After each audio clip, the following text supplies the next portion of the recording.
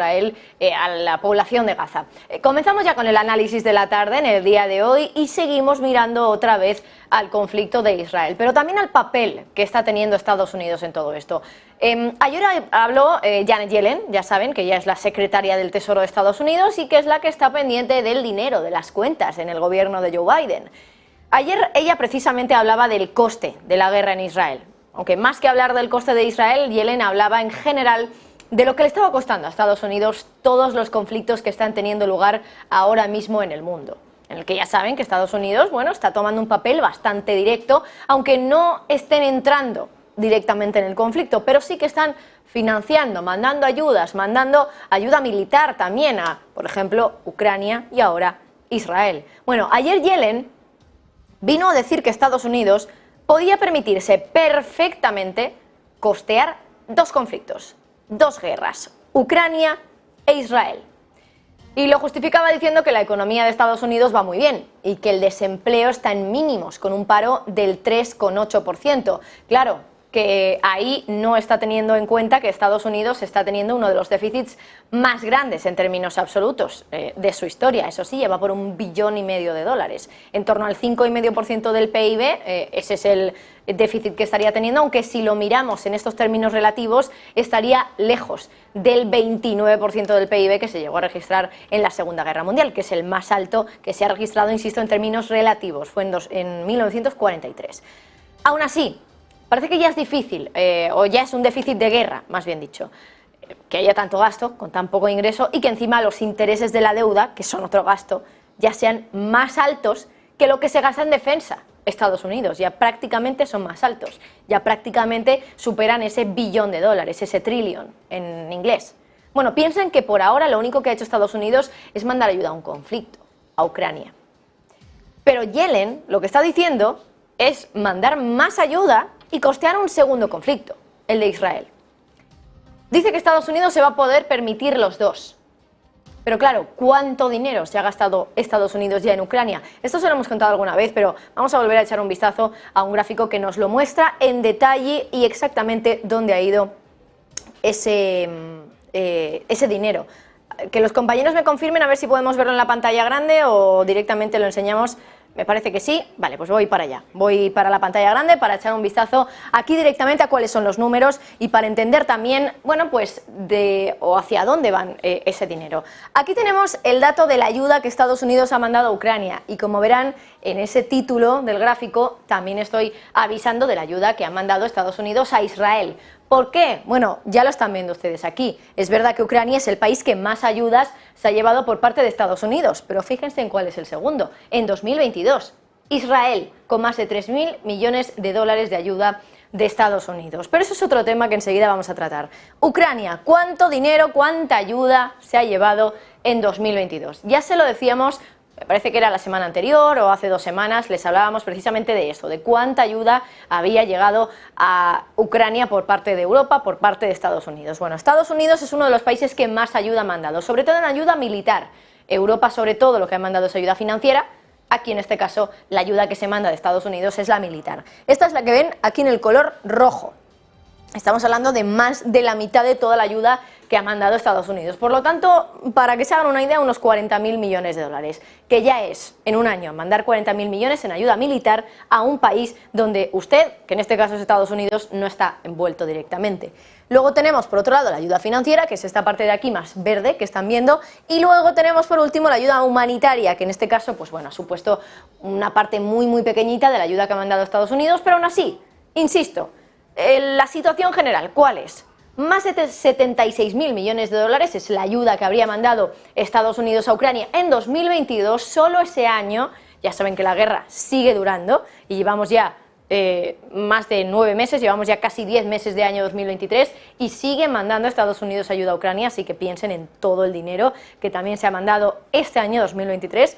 Y luego el segundo país al que más ayuda se le dio por parte de Estados Unidos en 2022 fue Israel, cuando aquí todavía no teníamos absolutamente nada del conflicto que estamos teniendo ahora mismo en el territorio israelí por los ataques de Hamas.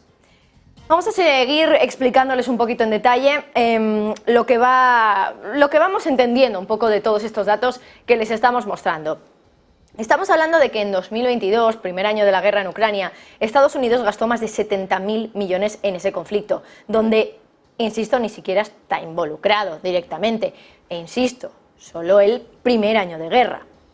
Ahora bien, la cifra se va moviendo en función de qué conceptos se incluyen bajo eso del coste de la guerra de Ucrania para Estados Unidos. Porque, por ejemplo, si nos fijamos en todo el dinero que Estados Unidos ha desplegado en financiación de emergencia, en socios de Estados Unidos afectados por el conflicto en Ucrania, en programas de seguridad nacional, también a raíz del papel que está teniendo Estados Unidos en el conflicto y que al final afecta también a su seguridad nacional con respecto a Rusia, esa cifra de ayudas o de dinero, de recursos desplegados para el conflicto en Ucrania asciende ya a más de 113.000 millones de dólares. Ya estamos hablando de otra cifra más, de otro cero más en este caso. Piensen también que hay muchos paquetes de ayuda que todavía no se han aprobado, pero que sí que se han ideado. Por ejemplo, los 24.000 millones que ha propuesto Joe Biden, pero que el Congreso todavía no ha aprobado, por el simple hecho de que en el Congreso, ya saben, hay una aladura del Partido Republicano que se niega a aprobar más ayudas para Ucrania, porque ya son muchos los que creen o están viendo ya cierto hartazgo con respecto al dinero que se está mandando para una guerra que de momento no tiene ningún tipo de, perspectiva de poder terminar pronto. O sea que en total, en ayuda en Ucrania estaríamos hablando de aproximadamente un 10% de todo el déficit de Estados Unidos este año. El déficit es más de 1 billón, estamos hablando de un poco más de 100.000 millones de dólares, y eso que estamos comparando dos cifras distintas, pero para que ustedes se hagan una idea, porque una cifra es de 2023 y la otra es de 2022, el déficit es de este año y la cifra de la ayuda que habría dado Estados Unidos a Ucrania es de 2022. Pero para que se hagan una idea de las magnitudes de las que estamos hablando, 10% de todo el déficit. No quiero decir que este sea el motivo de que el déficit sea o pueda ser tan alto, que este año 2023 sigamos viendo mucho dinero mandado a Ucrania por la guerra.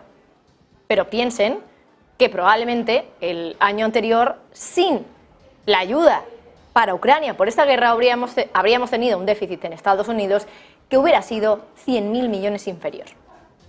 Aún así, Estados Unidos quiere desplegar más recursos, en este caso para Israel, país al que ya dio, como hemos visto antes, 3.000 millones de dólares el año pasado, cuando nada de esto había ocurrido, nada del ataque de Hamás, y no se esperaba que esto pudiera acabar terminando en un conflicto donde ahora mismo incluso nos preguntamos, los expertos se preguntan si puede llegar a más, si puede escalar a más y puede incluso involucrar a otros países de Oriente Medio o incluso también a países occidentales como es Estados Unidos, que ya saben que ha desplegado a varios portaaviones allí al Mediterráneo para que sirva de advertencia para los que están allí en Israel y que estarían atacando también al territorio israelí. Pero para entender bien cuánto dinero le ha costado a Estados Unidos un conflicto importante también en los últimos años, hemos echado mano a los cálculos que ha hecho, por cierto, el Congreso, sobre el coste que le supuso a Estados Unidos el conflicto en Irak y en Afganistán, desde el año 2001 hasta el año 2015. Estimaciones, por cierto, del Servicio de Investigación del Congreso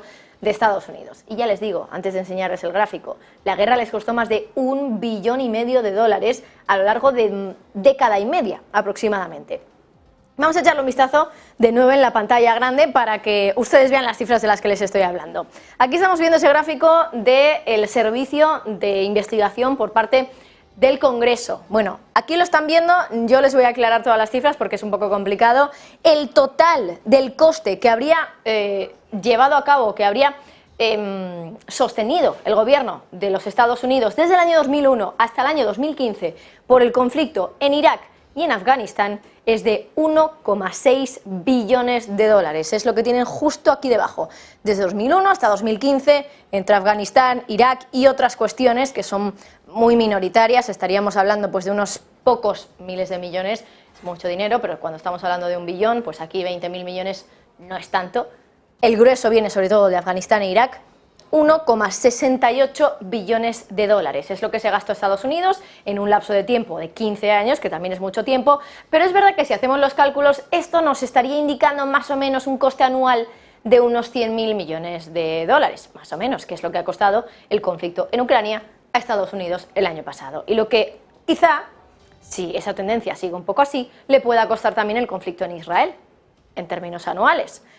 El conflicto en Afganistán le acabó costando al gobierno de Estados Unidos 743.000 millones de dólares y el de Irak un poquito más, 819.000 millones. Por lo tanto, las guerras y los conflictos tienen un coste, efectivamente, un coste que para Estados Unidos ha sido ya de más de $1 billón en el caso de Irak y de Afganistán. Vamos a continuar explicándoles más detalles de lo que está ocurriendo en Israel. Y es que, bueno, los expertos hay que decir que dicen que la guerra no suele ser un buen negocio.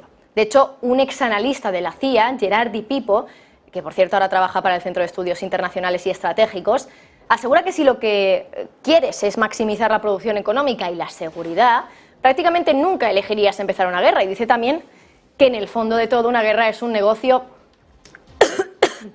estúpido. De hecho, pone el ejemplo de que China puede invadir Taiwán y dice que si Xi Jinping consigue retomar el control de la isla, acabaría pagando un precio más alto de lo que habría ganado por retomar el control de Taiwán. De hecho, en 2016, un estudio del Rand Corporation dijo que un conflicto sobre Taiwán durante un año reduciría el PIB de China en un 25% y un 35% que bajaría el de Estados Unidos en un 10%. Por cierto, mientras tanto, vamos a seguir analizando la información que nos llega de última hora y nos vamos hasta Estados Unidos porque allí hemos conocido el dato de producción industrial. Vamos a conectar con nuestro compañero Javier Luengo para que nos dé más detalles sobre lo ocurrido en Estados Unidos, ese dato de producción industrial. Javi, cuéntanos. Sí, Marta, acabamos de conocer este dato. La producción industrial sigue dando cuenta de que la economía de Estados Unidos sobrevive a pesar de las subidas de los tipos de interés, que va a haber desaceleración económica, sí, pero parece que sin entrar en la llamada y amenazante, mejor dicho, recesión. La producción industrial en septiembre ha vuelto a crecer, lo ha hecho un 0,3% y lo ha hecho menos por un dato clave, la huelga automovilística, que tiene un impacto pero limitado en la economía estadounidense de momento, a la espera de que en los próximos números veamos cómo poco a poco esta tensión laboral en Ford, en General Motors, pero también en otras como Stellantis, sobre todo centrado el foco de atención en el estado de Michigan, pueden poner en jaque a uno de los principales vectores de crecimiento de la industria estadounidense. De momento, el sector manufacturero ha aumentado un 0,4%, la producción de vehículos de motor también ha ido hacia arriba, concretamente en 3 décimas, pero como decíamos, frenado todo por la huelga de los automovilísticos. En cualquier caso, datos, noticias que dan cuenta a la Reserva Federal de que de momento se mantiene el buen tipo, que sí hay desaceleración, pero se está consiguiendo con esa subida de tipos no entrar en la amenazante recesión económica de la que se hablaba hace no tanto tiempo, que el soft landing parece que poco a poco está empezando a ser una realidad. Bueno, pues producción industrial en Estados Unidos. Javi, muchísimas gracias. Les estábamos hablando nosotros mientras tanto del coste de la guerra en Ucrania, en Israel también para Estados Unidos, y como han visto, bueno, pues efectivamente los conflictos, aunque Estados Unidos no esté directamente involucrados en ellos, tienen su coste.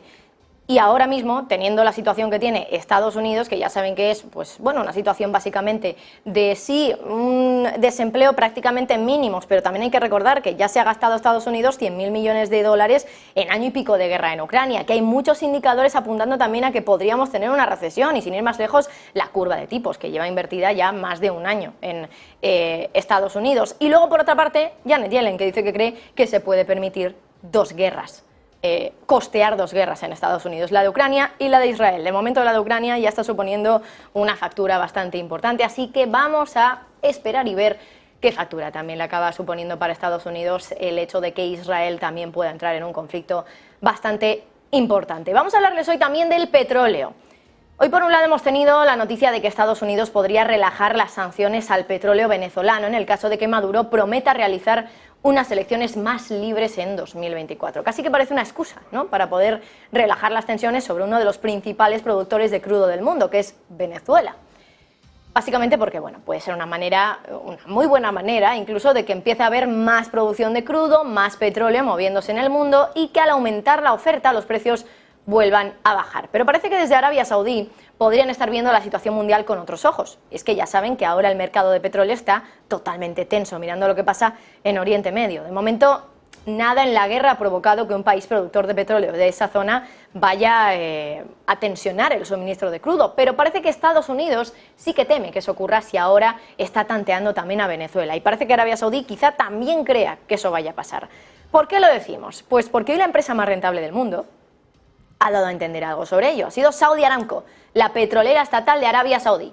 Su consejero delegado ha dado a entender que Arabia Saudí está ahora mismo en condiciones de aumentar la producción de petróleo solo en unas semanas y que lo justifica porque espera que el consumo mundial de petróleo alcance un nuevo récord a finales de este año. El consejero delegado de Saudi Aramco ha sido quien ha dicho todo esto. Ha dicho que la demanda petrolera mundial va a aumentar hasta 103 millones de barriles diarios en el segundo semestre de este año. La cosa es que ya saben que Arabia Saudí ha estado recortando la producción mucho este ejercicio, en más de 1 millón de barriles diarios, y que eso supone, más o menos, en torno a un 10% de toda su producción. Claro, el problema está llegando cuando la producción baja y el precio del petróleo también baja, porque se vende menos y encima a menos precio. Pero claro, ahora con el conflicto en Israel parece que otra vez los precios del crudo han vuelto a coger algo de tono. Y es que es curioso porque precisamente sale ahora el consejero delegado de la mayor petrolera del mundo, que es Saudí, a decir que su país va a cambiar de rumbo respecto a la producción, porque Arabia Saudí tenía pensado extender los recortes hasta finales de año, pero el CEO de Saudi Aramco ahora ha dado a entender otra cosa muy distinta, que es que ya en unas semanas la producción podría volver a subir. Y esto podría venir muy bien a los saudíes, básicamente porque implica que Arabia Saudí podría empezar a vender más petróleo y encima más caro. Los precios han subido y si eso continúa así y además el conflicto en Occidente se recrudece en cuanto al suministro de crudo, quizá por culpa de Irán, eso puede hacer que el petróleo se dispare y otra vez Arabia Saudí pueda volver a bombear más petróleo y que los precios sigan subiendo. Esa podría ser la estrategia estrella de los saudíes, claro, pero para eso la demanda tiene que seguir siendo alta, es decir, que no haya una recesión mundial y que la oferta siga viéndose restringida, en este caso por un factor externo a Arabia Saudí, como lo es lo que está pasando en el conflicto de Israel.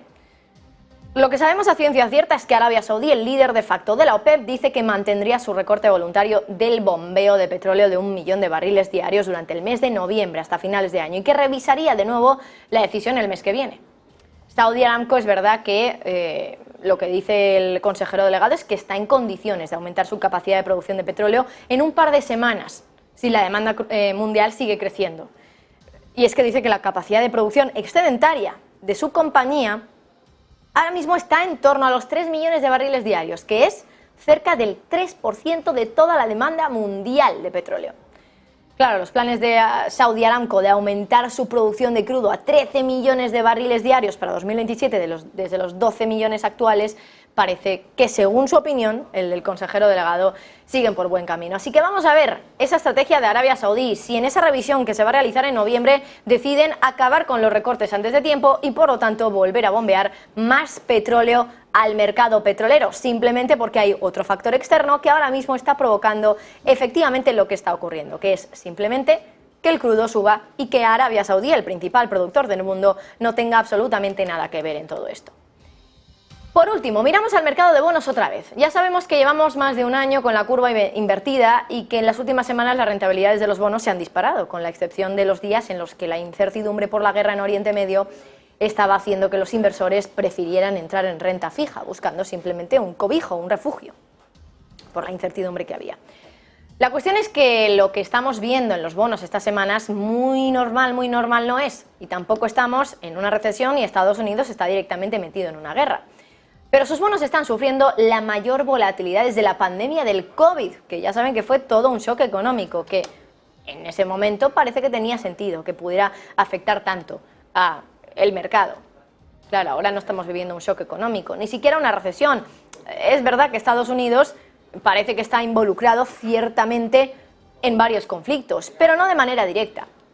Y ahora les vamos a enseñar un gráfico que nos demuestra esa volatilidad que está sufriendo el bono a 10 años en Estados Unidos. Vamos a verlo por aquí, el bono a 30 años, perdónenme, no el bono a 10 años, y vamos a ver cómo cambia la volatilidad, cómo ha cambiado respecto a lo que teníamos normalmente. Normalmente se puede decir que el movimiento habitual en el bono a 30 años, en el rendimiento del bono a 30 años, es de unos 5 puntos básicos, es decir, nada, un 0,05%. Claro, ¿qué está pasando ahora? Pues que poco a poco va habiendo más volatilidad e incluso superamos el movimiento diario de más de 10 puntos básicos. Y esto es algo que no se había visto, como pueden ver, hasta 2020. El año de la pandemia, el año del coronavirus, cuando tuvimos ese gran shock económico que produjo el cierre de muchísimas economías en el mundo y las consecuencias que eso al final pudo suponer, que fueron, por ejemplo, recesiones en muchos de estos países. Desde el año 2020 no habíamos visto un movimiento en los rendimientos del bono a 30 años como el que estamos viendo ahora mismo. ¿El motivo? De momento, aparentemente, no hay nada clarísimo. Lo que podemos entender, pues que hay mucho miedo, mucha incertidumbre sobre lo que puede pasar, sobre qué va a hacer la Reserva Federal, sobre hacia dónde se va a dirigir la inflación, y todo eso, que quizá en sí mismo sean cosas no tan graves, está provocando una volatilidad que no veíamos desde 2020, año, insisto, de la pandemia, uno de los mayores shocks económicos que hemos tenido en las últimas décadas. Vamos a seguir analizando lo que hemos visto en este gráfico y las consecuencias que eso está teniendo para el mercado de bonos. Y es que, bueno, el rendimiento del bono a 30 años de Estados Unidos ha cambiado en casi 13 puntos básicos diarios, como digo, durante los últimos 5 días de negociación, y eso es el nivel más alto en más de 3 años, más de 3 veces además la media diaria durante la última década. Un rendimiento que, por ejemplo, el martes, hoy, ha saltado en 5 puntos básicos en Asia, mientras los operadores se estaban preparando también para una nueva jornada de volatilidad. Y es que al final estas oscilaciones plantean, ahí están viendo la apertura de Wall Street, plantean un desafío para los inversores, simplemente pues porque están contando con unos niveles de rendimiento más altos, que son los más altos, por cierto, en más de una década. Además, también ahora estos grandes movimientos, esta gran volatilidad subraya los peligros para los operadores que son atraídos por las expectativas de que el ciclo de subida de tipos de la Reserva Federal pueda acabar provocando una recesión, incluso cuando un aumento en las escalas de los bonos de Estados Unidos está generando también preocupación sobre el riesgo de mantener deuda a más largo plazo. Hay expertos que creen que dicen que en una situación como la que posiblemente llega ahora, donde la curva invertida pase a estar más normalizada, que de momento es lo que estamos empezando a ver, porque ahora mismo el bono a 30 años ya cotiza por encima que el bono a 10, que esos ya saben que es normalmente en una situación de curva positiva, curva normal. Lo que nos dicen los expertos, lo que también explican en declaraciones a Bloomberg, es que cuando una curva pasa de estar invertida a estar normalizada, normalmente, históricamente, suelen ser los mejores momentos para comprar bonos. Aún así, también recalca que todavía hay mucha preocupación, mucha incertidumbre sobre lo que puede pasar y sobre ese aumento de los rendimientos de los bonos. Y es que, por ejemplo, ya saben que estos días, se lo contábamos aquí en directo, el rendimiento del bono a 30 años llegaba a superar el 5% y es la primera vez que lo conseguía desde 2007. Es decir, ansiedad pura por el mercado, por ese ajuste que estaría realizando desde hace ya más de año y medio la Reserva Federal. Y a todo esto hay que sumarle también que cada vez hay más oferta de bonos. Hay algunas ofertas o algunas subastas que no son del todo buenas, como la del 12 de octubre, que también puso de relieve el nerviosismo que hay ante toda la oferta de deuda que está lanzando el Tesoro. Bueno, pues les dejamos con esto y reflexionando sobre este movimiento en la volatilidad de los bonos, que hoy, por cierto, analizaremos un poquito más en detalle. Han visto ya esa apertura de Wall Street, lo vamos a comentar enseguida, pero antes una pausa.